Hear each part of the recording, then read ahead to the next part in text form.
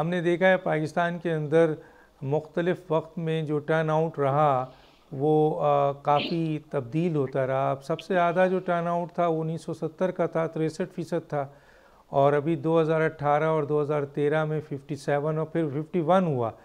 اچھا، اب جو صورتحال ہے اس میں دہشت گردی کا عنصر بھی بہت زیادہ ہے، جس کی نشاندہی آپ نے بھی کی ہے. موسم بہت سرد ہوگا، خاص طور پہ کے پی کے اور بلوچستان کے حوالے سے. تیسری طرف جو ہے وہ یہ ہے کہ جی عوام جو ہے وہ بدترین اس وقت مسائل کا شکار ہے، بے روزگاری ہے، غربت ہے، اور اس کے ساتھ مہنگائی ہے. تو ایسی صورتحال میں آپ کیا سمجھتے ہیں ٹرن آؤٹ کتنا رہے گا سر اس الیکشن میں؟ دیکھیے، اس حوالے سے تو ہم اپنا فرض ادا کر چکے ہیں. نہ اسٹیبلشمنٹ اب یہ کہہ سکتی ہے، نہ ہماری عدالت یہ کہہ سکتی ہے، نہ ہمارے الیکشن کمیشن یہ کہہ سکتی ہے کہ کسی نے اس حوالے سے کوئی بات ہی نہیں کی. ہم نے مسلسل یہ بات دہرائی کہ اب یہ وہ فروری نہیں جس زمانے میں لوگ حوالہ دیتے ہیں کہ وہ بھی تو فروری بھی ہوا تھا. کچھ دنیا کے موسم تبدیل ہو رہے ہیں جس کی وجہ سے اب ٹھنڈ جو ہے وہ فروری پر بھی محیط رہتی ہے.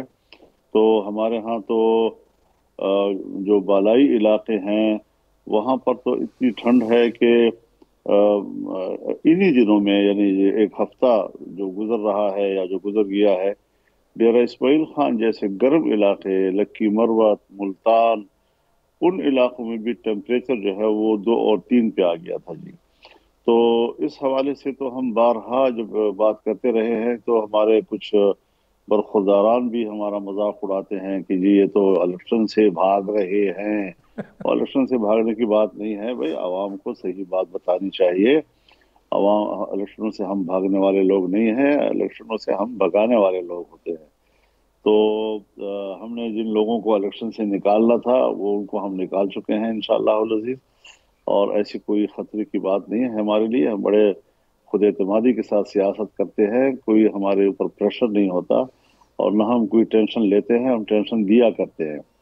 تو یہ صورتحال جو ہے اس وقت، اور پھر بدامنی کے حوالے سے حضرت، یہ جو میرا دورہ تھا افغانستان کا این الیکشن کے دنوں میں، این اس وقت جب کہ شیڈول آ چکا تھا اور ہمیں کیمپین چلانی چاہیے تھی یہاں پر، یہ کیا چیز تھی؟ یہ صرف خطے میں اور پاکستان کے اندر بالخصوص قیام امن کی تلاش میں نکلا تھا میں. اور پاکستان افغانستان کے تعلقات کو جو لوگ خراب کر رہے تھے ان کی ان سازشوں کو ناکام بنانے کے لیے میں گیا تھا. اور الحمدللہ میں کامیاب ہو کر وہاں سے واپس آیا ہوں، اور کچھ حالات سدھریں گے انشاءاللہ العزیز، اور آنے والا مستقبل جو ہے وہ اس کے بارے میں ہم پر امید ہیں. ہاں، ضروری ہے کہ اس وقت مثبت سفارتی رویوں کی ضرورت ہے دونوں ملکوں کے درمیان، افغانستان کے درمیان بھی اور پاکستان کے درمیان بھی.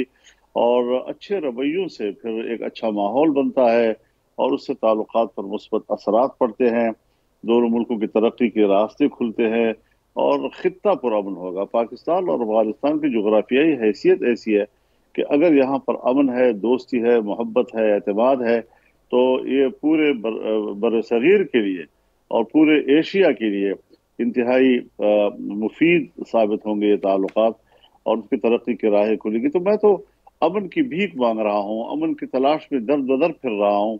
اور یہ لوگ سمجھتے ہیں کہ شاید میں کوئی ایسی سیاسی باتیں کر رہا ہوں کہ جس کا میرا کوئی اور مقاصد ہے.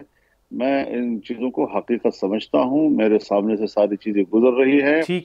اور آپ کو میں یہ بھی بتا دوں کہ اس انتخابی مہم میں اپنے علاقے کے اندر کتنے واقعات وہ ہوئے ہیں جس کا ہم ذکر تک نہیں کر رہے، تاکہ لوگوں پر کوئی منفی اثر نہ پڑے اس کا.